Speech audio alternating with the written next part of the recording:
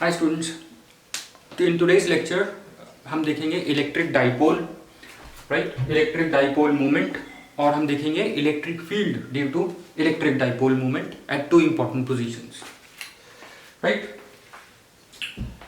अभी तक हमने इससे पहले वाले लेक्चर में जब हम इलेक्ट्रिक फील्ड कैलकुलेट कर रहे थे एट अ सर्टेन पॉइंट, वो हम कैलकुलेट कर रहे थे due to a point charge, right. अब हम इलेक्ट्रिक डाइपोल की बात कर रहे हैं। पहले हम थोड़ा सा समझते हैं इलेक्ट्रिक डाइपोल क्या होता है, इलेक्ट्रिक डाइपोल मोमेंट क्या होता है, फिर उसके बाद हम इलेक्ट्रिक फील्ड इंटेंसिटी कैलकुलेट करने पाएंगे।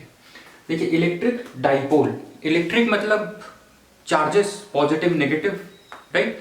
डाइपोल मतलब जिसमें दो पोल्स होते हैं, दो एंड्स होते हैं, positive and negative end, right. और दोनों ends they are separated by a distance, right? When positive and negative charges are separated by a distance, right, we get an electric dipole, and positive and negative charges are equal, right, and opposite, right. So electric dipole देखिए कुछ ऐसा सा होगा, ये minus Q है, ये plus Q है, right. और इलेक्ट्रिक डाइपोल का एक मिड पॉइंट भी होता है। Length of this electric dipole से इज 2l, राइट। इस तरह का होता है electric dipole. So electric dipole क्या हुआ, let's write it over here. Electric dipole is when two equal and opposite point charges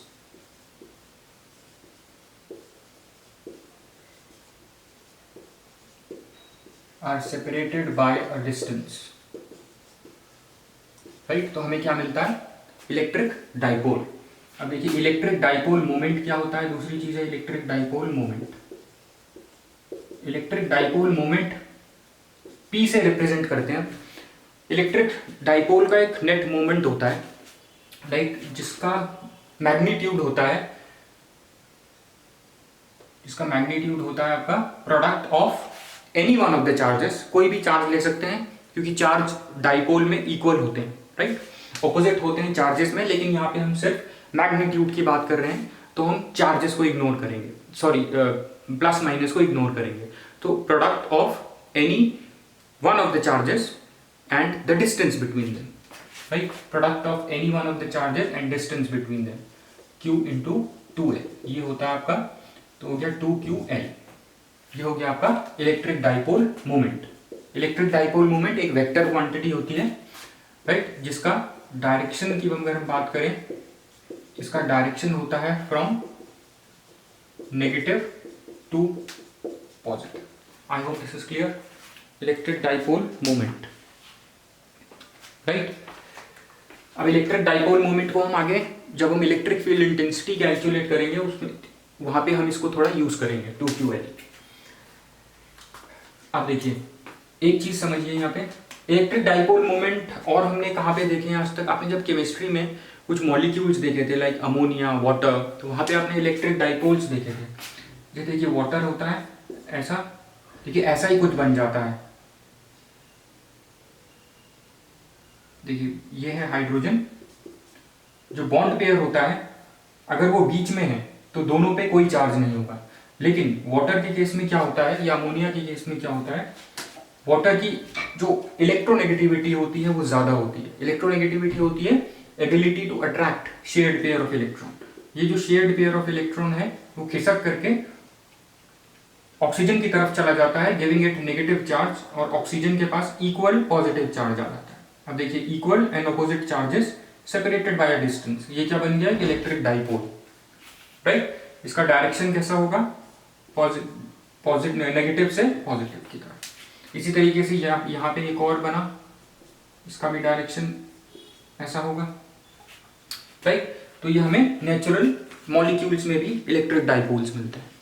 अब एक और चीज देखिए, कोई भी एटम होता है न्यूट्रल होता है, राइट। क्यों न्यूट्रल होता है, क्योंकि अगर ये न्यूक्लियस है आपका, राइट, न्यूक्लियस पे क्या होता है आपका पॉजिटिव चार्ज, इसके चारों तरफ क्या घूम रहे होते हैं, इलेक्ट्रॉन्स इन डिफरेंट शेल्स। ये घूम रहे हैं, ये घूम रहे हैं, ये है। अब देखिए ये इलेक्ट्रॉन्स नेगेटिवली चार्ज हैं और ये न्यूक्लियस पॉजिटिवली चार्ज है। ये न्यूट्रल एटम के केस में जब तक ये एटम न्यूट्रल रहेगा, जो पॉजिटिव और नेगेटिव चार्ज का सेंटर होगा वो सेम होता है, तभी एटम न्यूट्रल होता है, राइट। यहां पे हम लिखेंगे centre of positive and negative charge same means coincide, एक ही जगह पे होता है। Centre of positive and negative charges coincide, right, due to which an atom is neutral, right. अब देखिए अगर मैं इसी एटम को उठा करके अगर मैं इस इलेक्ट्रॉन को मूव कर देता हूं इलेक्ट्रिक फील्ड में, तो वहां पे क्या होगा। अब हमें पता है इसमें पॉजिटिव चार्ज है और नेगेटिव चार्ज है, इस पे एक डायरेक्शन में फोर्स लगेगी और इस पे डिफरेंट डायरेक्शन में फोर्स लगेगी, राइट। तो ये दोनों नेगेटिव और पॉजिटिव चार्जेस इनके सेंटर डिस्प्लेस हो जाएंगे। जब डिस्प्लेस हो जाएंगे तो कुछ इस तरह की कंडीशन बन जाएगी। जब डिस्प्लेस हो जाएंगे they would be separated by a distance, electric dipole बन जाएगा। अगर आप किसी न्यूट्रल एटम को इलेक्ट्रिक फील्ड में लेके चले जाते हैं, इलेक्ट्रिक फील्ड में centre of positive and negative charges displace, क्यों? क्योंकि इन पे ऑपोजिट फोर्सेस लगेंगी ड्यू टू इलेक्ट्रिक फील्ड।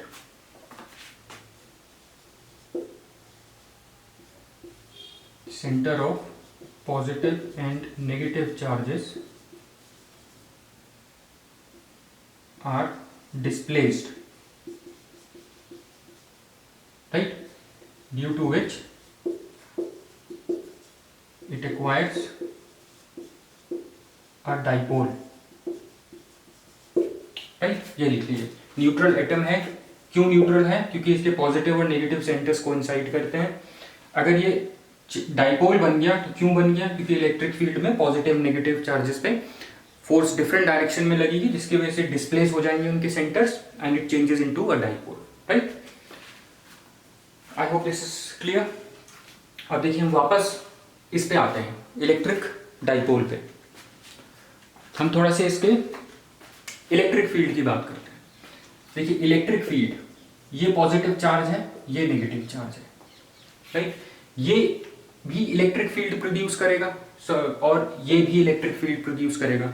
अब देखिए पॉजिटिव और negative charge, electric field positive और नेगेटिव चार्ज दोनों इक्वल हैं, राइट, लेकिन ऑपोजिट हैं।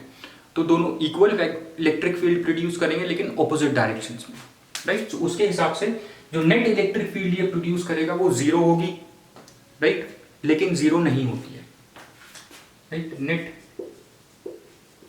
Electric field, let's write it like this, net electric field E is not equal to zero in dipole. Why? इसका reason होता है because they are separated by a distance, right, because they are, अगर ये अगर ये distance से separated नहीं होते तो इनकी इलेक्ट्रिक फील्ड इंटेंसिटी जीरो होती। क्यों? क्योंकि पॉजिटिव और negative charge equal and opposite electric field produce करते हैं जो एक दूसरे को कैंसिल कर देते हैं, because they are separated by a distance, right? I hope this is clear.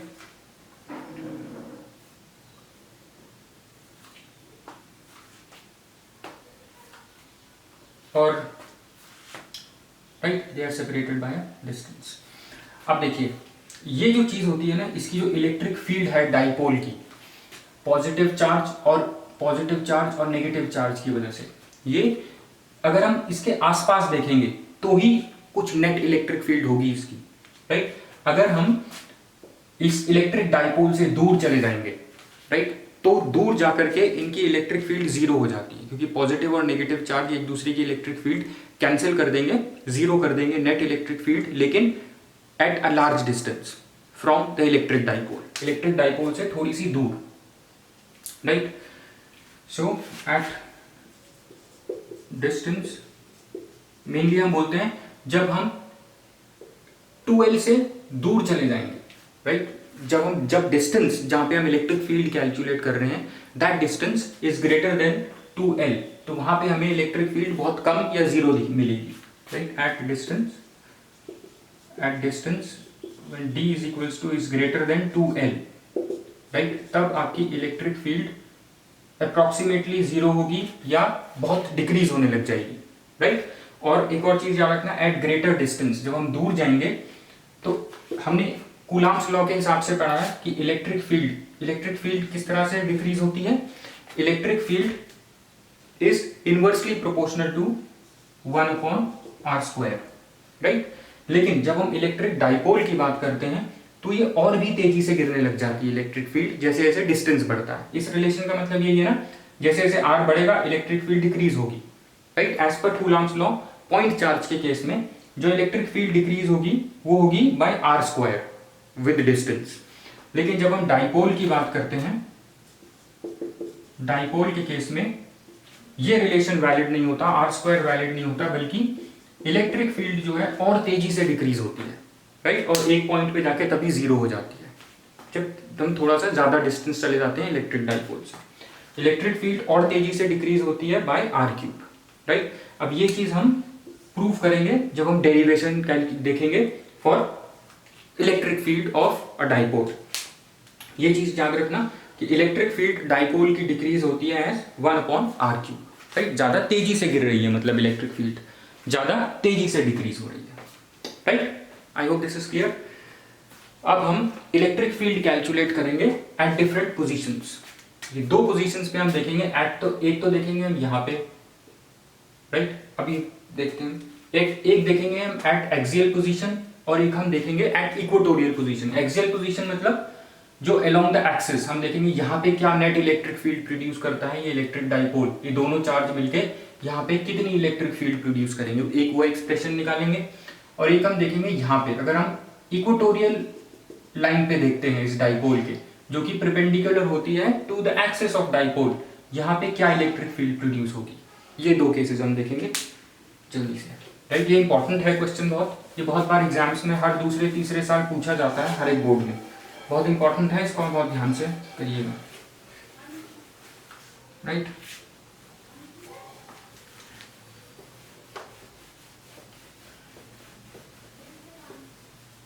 So first is,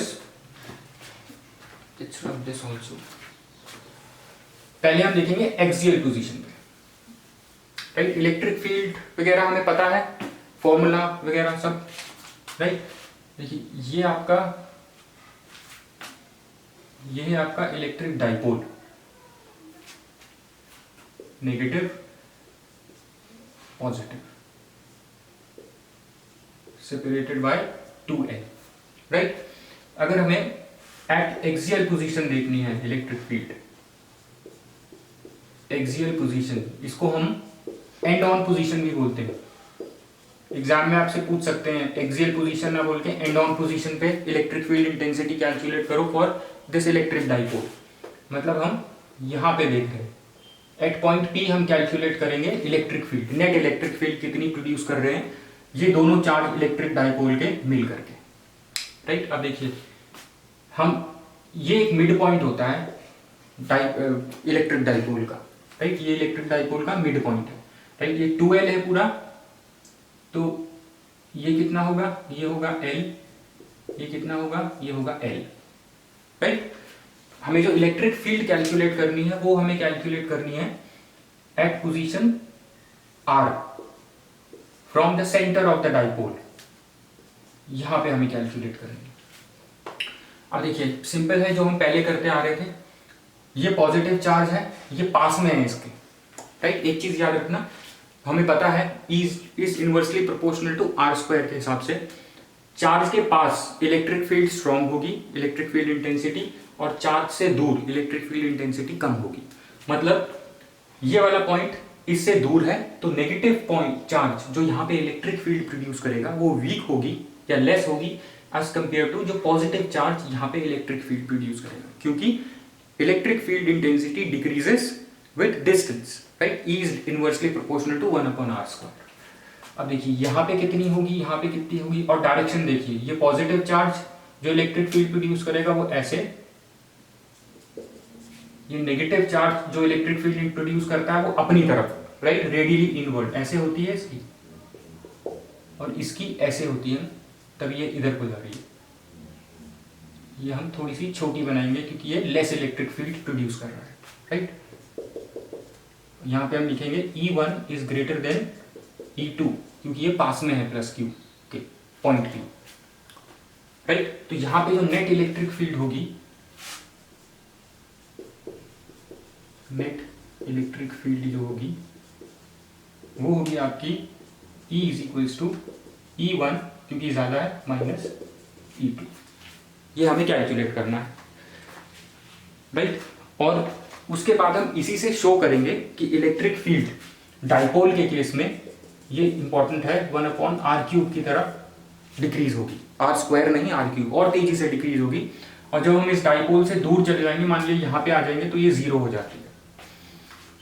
अब देखिए E1 क्या होगा, E होगी आपकी ये जो पॉजिटिव चार्ज प्रोड्यूस करेगा। यहाँ पे सिंपल फॉर्मूला, यहाँ पे हम दो चीजों का यूज करेंगे, देखिए एक तो इलेक्ट्रिक फील्ड इंटेंसिटी का फॉर्मूला जो कूलॉम्स लॉ से बना था, दूसरा हम सुपरपोजिशन प्रिंसिपल यूज कर रहे हैं यहाँ पे, राइट। ये जो रिलेशन आया है, राइट, ये आया है ड्यू टू सुपरपोजिशन प्रिंसिपल।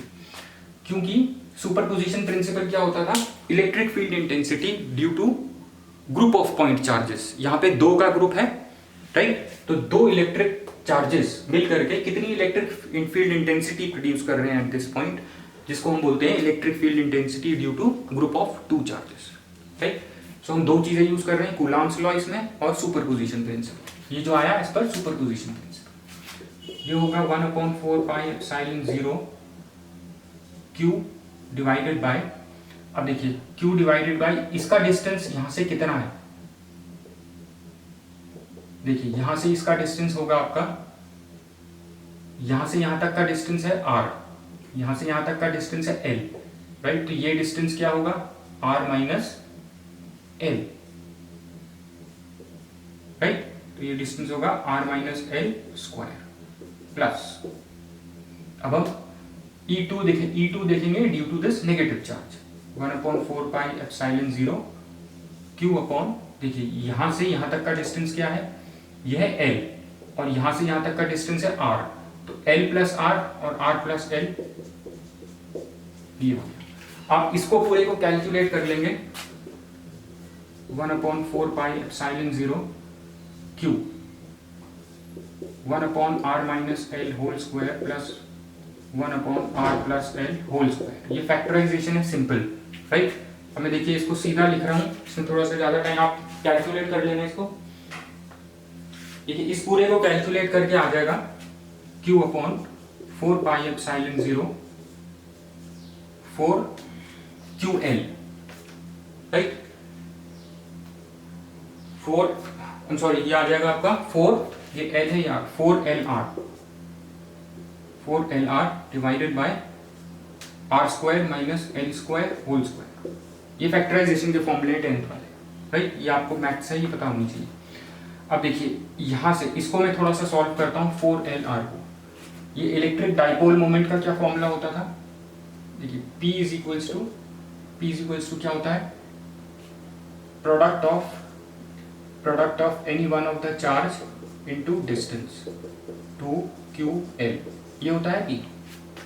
इसको मैं यहाँ पे ऐसे लिख सकता हूँ, देखिए इसको मैं अंदर ले आऊंगा, राइट। 2QL हो जाएगा ये 2QL, राइट। और ये है R, right, divided by 4 pi epsilon 0 R square minus L square whole square, right. Therefore E हो गया आपका, देखिए ये क्या है, 2QL क्या है, P, 2PR divided by 4 pi epsilon 0 R square minus L square whole square. I hope this is clear, right. अब देखिए मुझे ये प्रूव करना है, इस पे थोड़ा सा ध्यान देना। देखिए ये कब था, जब मैं दूर चला जाता हूं इस डाइपोल से, राइट। दैट मीन्स जब ये जो डिस्टेंस R है, राइट, जब ये बहुत दूर हो जाता है as compare to this dipole. Dipole क्या है, डाइपोल की ये L जो है, जब ये L से या 2L से मैं बहुत दूर चला जाता हूं, दैट मीन्स R जब ये तब वैलिड है व्हेन आर, जो डिस्टेंस जहां पे मैं इलेक्ट्रिक फील्ड इंटेंसिटी कैलकुलेट कर रहा हूं वो बहुत ज्यादा है, बहुत दूर हूं मतलब मैं, compare to the length of the dipole, let's say L, right. जब r is very much greater than L, तो देन यहां पे हम क्या कहेंगे, वी कैन इग्नोर एल, यहां पे मैं एल को इग्नोर कर दूंगा इसलिए, राइट। तो ये हो जाएगा 2πr डिवाइडेड बाय 4πε0। जब मैं एल को हटा दूंगा तो ये r to the power of 4 हो जाएगा, 2p 4πε0 r3, राइट। ये आ गया। देखिए यहाँ पे देखिए, ये हो गया आपका E is equals to 2πr divided by 4πε0 r3, right. यहां से हमें दिख रहा है E किस तरह से वैरी कर रहा है इसके साथ, सॉरी r हटाएंगे हम, E कैसे वैरी कर रहा है इससे, r3, E इज, ये हमने प्रूव कर दिया, राइट। एट, ये कंडीशन कब होगी, when r is very much greater than l, मतलब ये जो पॉइंट है ये बहुत दूर है इससे, डाइपोल से, मतलब डाइपोल की लेंथ से ये पॉइंट बहुत ज्यादा है, तब E would be inversely proportional to r3, ये आप नोट कर लीजिए, राइट। दिस इज इंपॉर्टेंट, इसके डेरिवेशन। ये एक पोजीशन पे हो गया, ये हो गया एट एक्सियल पोजीशन और एंड ऑन पोजीशन। अब हम आ जाते हैं दूसरी पोजीशन पे, जो हमारी पोजीशन थी ब्रॉड साइड ऑन पोजीशन या equatorial line of dipole. I am just rubbing on this all,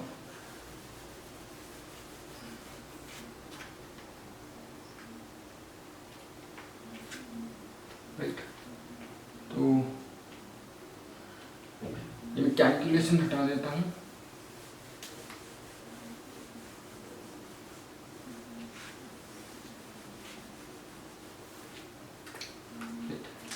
ये है आपका एट एंड ऑन और एक्सियल पोजीशन। यहाँ पे इसकी वैल्यू जो आई थी ये हमें यूज करनी है, इसीलिए मैं यहाँ पे लिख रहा हूँ 2p/4πε0 r3, राइट।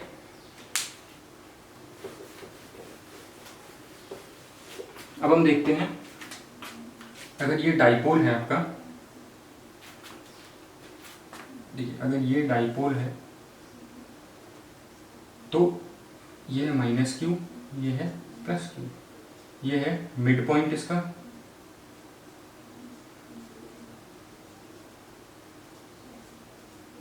राइट। अगर मुझे अब दूसरी पोजीशन पे, दूसरी इंपॉर्टेंट पोजीशन कौन सी थी, इक्वेटोरियल लाइन ऑफ डाइपोल, यहां पे कैलकुलेट करनी है इलेक्ट्रिक फील्ड इंटेंसिटी, तो क्या होगी यहाँ पे, राइट, इस पॉइंट पे, let's say this as point P, right, जैसे हमने पहले लिया था, ये है आपका पॉइंट P। अब देखिए ये वाला जो चार्ज है ये भी अपनी इलेक्ट्रिक फील्ड इंटेंसिटी प्रोड्यूस करेगा, नेगेटिव चार्ज यहाँ पर, और ये भी यहाँ पे प्रोड्यूस करेगा अपनी इलेक्ट्रिक फील्ड इंटेंसिटी। अब देखिए ये, अब दोनों का डायरेक्शन देखना ध्यान से, राइट। ये किस डायरेक्शन में प्रोड्यूस करेगा, ये नेगेटिव चार्ज है, ये इलेक्ट्रिक फील्ड अपनी तरफ को प्रोड्यूस करेगा ना, तो इसका डायरेक्शन क्या होगा, इस तरह से, राइट। इसी तरीके से अगर हम पॉजिटिव देखें, ये अवे, इसकी जो इलेक्ट्रिक फील्ड प्रोड्यूस होगी that would be away from this charge, वो होगी इस तरह से। इसको थोड़ा सा बड़ा कर लेते हैं,